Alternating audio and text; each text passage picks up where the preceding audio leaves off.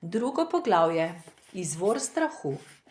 Psihološko stanje strahu je povsem ločeno od kakršnekoli konkretne in resnične neposredne nevarnosti.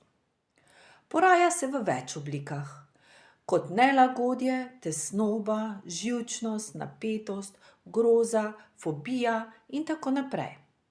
Ta vrsta psihološkega strahu se vedno nanaša na nekaj, kar se utegne zgoditi, ne pa na nekaj, kar se dogaja v tem trenutku. Vi sami ste tukaj in zdaj, medtem ko se vaš ukvarja s prihodnostjo. To pa ustvarja razpoko tesnobnosti. Če se istovetite z svojim umom in ste izgubili stik z močjo in preprostostjo, ki napolnjujeta zdajšnji trenutek, bo ta razpoka tesnobe postala vaša stalna spremljevalka. S sedanjim trenutkom se lahko soočite vedno, ne morete pa se soočiti z nečim, kar je le projekcija uma. Pomišljaj, ne morete se torej soočiti s prihodnostjo. Še več, dokler se istovetite z svojim umom, bo vašemu življenju vladal ego. Zaradi svoje fantomske narave in kljub dovršenim obrambnim mehanizmom pa je ego zelo ranljiv in negotov. Ves čas se počuti ogroženega. Mimogrede, to velja tudi takrat, kadar daje navzven vtis, da je zelo samozavesten. Pomnite, da je čustvo odziv telesa na to, kar počne Torej, kakšno sporočilo telo neprestano prejema od ega, tega lažnega jaza, oblikovanega po merilih uma? Pozor, ogrožen sem. In katero čustvo poraja to ponavljajoče se sporočilo? Strah, seveda. Videti je, da ima strah več korenin. Strah pred izgubo, strah pred neuspehom, strah pred tem, da bi bili prizadeti in tako naprej. Toda v resnici vse te različne oblike strahu odražajo le egov strah pred smrtjo, pred izginotjem. Egu se namreč zdi, da za vsakim vogalom preži smrt. V tem stanju poistovetenja z umom strah pred smrtjo vpliva na prav vsak vidik vašega življenja. Na primer, celo taka na videz nepomembna in v narekovajih normalna stvar, kot je neustavljiva potreba po tem, da bi imeli v neki razpravi prav mi, ne pa kdo drug, pomišljaj, pri čemer branimo svoje miselno stališče, s katerim se poistovetimo, je posledica strahu pred smrtjo.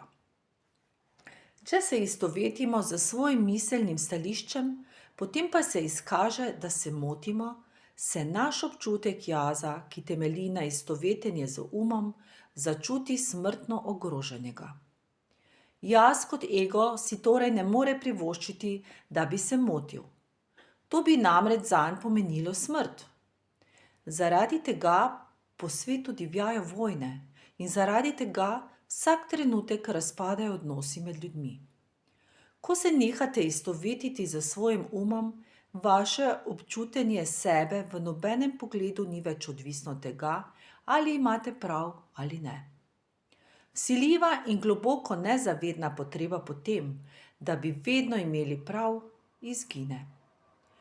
Naj mimogrede pojasnim, da ta nezavedna potreba ni nič drugega kot oblika nasilja. Ko torej ta potreba izgine, lahko povsem jasno in glasno poveste, kaj čutite ali kakšno je vaše mnenje, pri tem pa v vaših besedah ni nobene agresivnosti ali potrebe po samoobrambi. Zdaj svoje občutenje sebe črpate iz globih, resničnejših krajev svoje notranjosti in ne več iz uma. Bodite pozorni na vsakršen vzgib želje po tem, da bi ubranili svoj prav. Kaj pravzaprav branite? Namišljeno identiteto, umsko predstavo, utvaro? S tem, ko prepoznate ta vzorec in se ga zaveste, se vam ni treba več istovetiti z njim. Ko nezavedni vzorec ozavestite, se hitro razblini. Tu nastopi konec vseh prepirov in igric moči, ki tako usodno najedajo medčloveške odnose. Moč nad drugimi namreč ni nič drugega kot lastna zakrinkana šibkost. Resnična moč je v nas samih in prav vsak trenutek nam je na voljo. Se neprestano trudi zanikati sedanji trenutek in mu ubežati. Z drugimi besedami, čim bolj se istovetite z svojim hujše je vaše trpljenje. Rekli bi lahko tudi takole: čim bolj cenite in sprejemate sedanji trenutek, tem manj ste podvrženi bolečini, trpljenju, pomišljaj in tem bolj ste osvobojeni egovskega Če nočete več zadajati bolečine sebi in drugim, če nočete več poglabljati bolečine iz preteklosti, pomišljaj, bolečine, ki vas še vedno razjeda, ne ustvarjajte več iluzije časa, ali vsaj ne več, kot je potrebno, iz čisto praktičnih vidikov vsakdanjega življenja. Kako boste nehali ustvarjati čas? Globoko se zavedite, da je sedanji trenutek vse, kar imate in kar boste kdaj imeli. Naj zdaj postane središče vašega življenja. Medtem ko ste prej bivali v času in le občasno obiskovali zdaj, začnite bivati v tem trenutku, v zdaj, prihodnost in preteklost pa obiščite le takrat, ko to zahtevajo življenjske okoliščine. Sedanjemu trenutku vedno recite da. Naredite konec iluzij časa. To je ključ. Naredite konec iluziji časa. Čas in sta namreč neločljivo povezana. Če odvzamete čas, bo obstal. Pomišljaj, razen če se ne boste sami odločili, naj deluje dalje. Kadar se istovetite z ste ujetnik časa. Prisiljeni ste živeti zgolj izključno v spominih in pričakovanjih. V nedogled se ukvarjate s preteklostjo in prihodnostjo. Nikakor niste pripravljeni ceniti sedanjega trenutka in mu ne dovolite biti. Takšna prisila izvira iz dejstva, da vam preteklost nudi nekakšno identiteto, medtem ko vam prihodnost obljublja odrešitev in izpolnitev v vseh pogledih. Toda eno in drugo je zgolj slepilo. Čim bolj se osredotočite na čas, pomišljaj, na preteklost in prihodnost, tem bolj vam iz rok uhaja zdaj, ta največja dragocenost, kaj jih imate. Zakaj je zdaj največja dragocenost? Prvič zato, ker je edino, kar sploh je.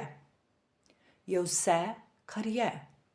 Večni zdaj ali večna sedanjost je tisti prostor, v katerem se razgrinja vaše življenje, edino, kar ostaja trajno. Življenje poteka zdaj, v tem trenutku.